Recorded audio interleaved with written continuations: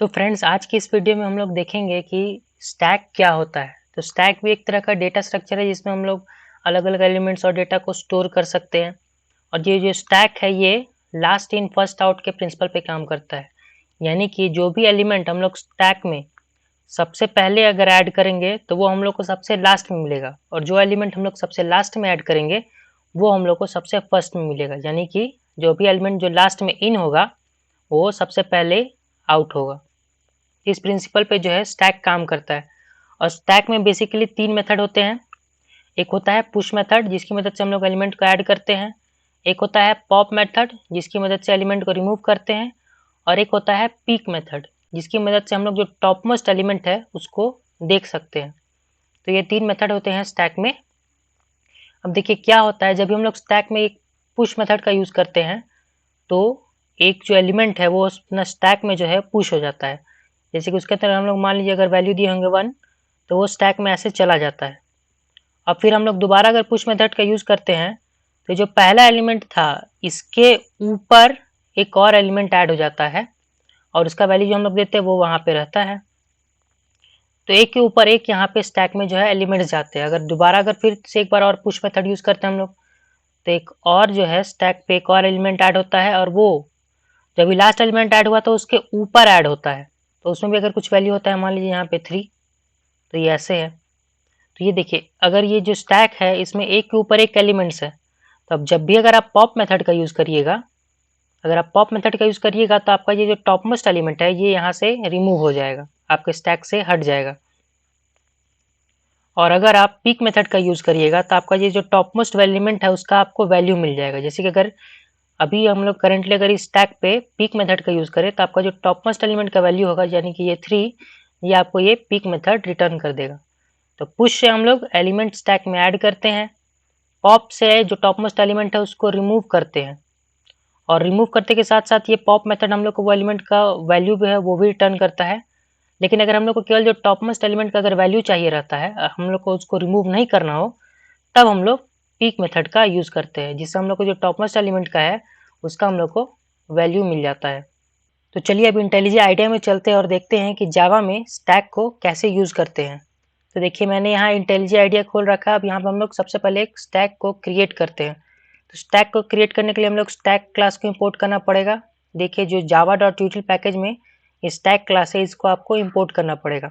अब इसमें आपको देना पड़ेगा कि किस टाइप का एलिमेंट्स आप स्टैक में ऐड करना चाहते हैं। तो यहाँ पे इंटीजर एलिमेंट ऐड करना चाहता हूँ मैं, और इसका हम लोग नाम दे देते हैं stack equal to new stack. तो ये स्टैक का कंस्ट्रक्टर है, कंस्ट्रक्टर को कॉल करेंगे तो हमारा जो है स्टैक क्रिएट हो जाएगा इस न्यू स्टैक से।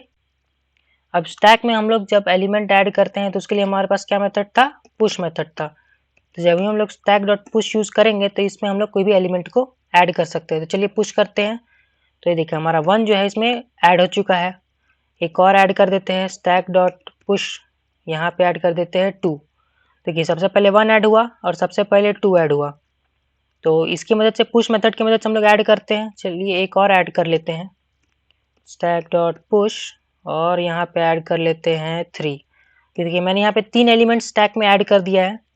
अब अगर हम लोग यहाँ पे स्टैक को प्रिंट करें तो ये देखिए अभी करंटली जो हमारा स्टैक है वो कैसा दिखता है ये आपको यहाँ पे प्रिंट होकर पता चलेगा।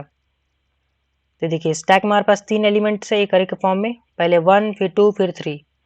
अब यहाँ पे देखिए मैं क्या करता हूँ, SOUT में हम करते हैं स्टैक डॉट पीक। तो पीक मेथड की मदद से हम लोग क्या होता है, पीक मेथड जो है हम लोग का जो टॉप मोस्ट एलिमेंट है उसका वैल्यू रिटर्न करता है। अब यहाँ पे एक बार रन करके देखें तो क्या हो रहा है, ये देखिए। तो पीक मेथड जो है जो टॉप मोस्ट एलिमेंट, देखिए यहाँ पे जो टॉप मोस्ट एलिमेंट है सबसे लास्ट में जो एलिमेंट जो टॉप मोस्ट एलिमेंट है वो उस एलिमेंट को बोलते हैं जो सबसे लास्ट में ऐड किया गया हो, और यहाँ पे सबसे लास्ट में ऐड किया गया है 3। तो ये देखिए हमारा जो स्टैक डॉट पीक मेथड है ये हम लोग को यहाँ पे 3 रिटर्न कर रहा है। एक बार देखिए पीक करने के बाद भी हम लोग अगर स्टैक को अगर प्रिंट करें तो देखिएगा हमारा जो स्टैक है वो फिर भी सेम ही रहेगा। जो पहले स्टैक था देखिए पहले 1 to 3 था, फिर हमने पीक किया तो टॉप मोस्ट एलिमेंट का हम लोग को वैल्यू मिल गया, फिर हमने स्टैक को फिर से प्रिंट किया तो देखिए हम लोग का सारा एलिमेंट सेम है।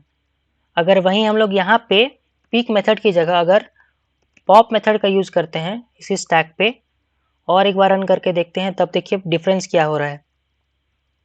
तो देखिए सबसे पहले हम लोग का स्टैक प्रिंट हुआ इस प्रिंट से 1 2 3 क्योंकि 3 एलिमेंट्स थे। फिर स्टैक डॉट पॉप हम लोग को क्या दिया, जो टॉप मोस्ट एलिमेंट है वो दिया, और साथ ही साथ टॉप मोस्ट एलिमेंट रिटर्न करने के बाद, क्योंकि देखिए यहाँ पे जो stack dot pop top most element return कर रहा है इसलिए वहाँ उसका वैल्यू प्रिंट हो जा रहा है, और साथ ही साथ ये जो टॉप मोस्ट एलिमेंट था उसको रिमूव भी कर दे रहा है। इसलिए मैंने जब इस दोबारा स्टैक को प्रिंट किया है तो यहाँ पे देखिए आपका जो टॉप मोस्ट एलिमेंट 3 था वो यहाँ पे अब अवेलेबल नहीं है। तो ये है पॉप मेथड का काम। पुश भी आपने देख लिया और पीक भी देख लिया। तो ये था तीनों मेथड में डिफरेंस। पुश की मदद से एलिमेंट ऐड होता है और पॉप की मदद से जो है टॉप मोस्ट एलिमेंट रिमूव हो जाता है और उसका वैल्यू भी वो रिटर्न कर देता है। और वहीं अगर आपको केवल टॉप मोस्ट एलिमेंट का वैल्यू चाहिए रहता है तो आप लोग जो है पीक मेथड का यूज़ कर सकते हैं। स्टैक डॉट पीक मेथड का यूज़ करके आप लोग जो है टॉप मोस्ट एलिमेंट का वैल्यू को रिट्राइव कर सकते हैं। और भी स्टैक में मेथड होते हैं, आप चाहे तो स्टैक डॉट टाइप करेंगे तो आपको अलग अलग मेथड मिल जाएगा। आप चाहे तो किसी भी इंडेक्स पे भी एलिमेंट को इंसर्ट कर सकते हैं, जैसे कि अगर हम लोग चाहे तो सेकंड इंडेक्स पे 35 को इंसर्ट कर सकते हैं। ये भी एक तरीका है कि आप किसी भी इंडेक्स पे कोई भी एलिमेंट को इंसर्ट कर सकते हैं। देखिए सेकंड इंडेक्स पे आपका 35 ऐड हो चुका है। तो देखिए स्टैक में हमारे पास बहुत सारे मेथड होते हैं। चलिए मैं एक और मेथड आप लोग को दिखाई देता हूँ। तो देखिए हमारे पास स्टैक में एक और मेथड है स्टैक डॉट कंटेंस करके, और इस कंटेंस मेथड में आप जो भी आइटम का वैल्यू डालिएगा वो बता देगा कि क्या इस स्टैक में ये आइटम अवेलेबल है कि नहीं।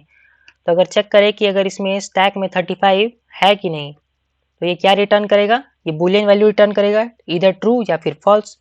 तो देखिए यहाँ टॉप पे जो है ये ट्रू रिटर्न कर रहा है क्योंकि हमारा स्टैक में ये जो है 35 वाला एलिमेंट अवेलेबल है।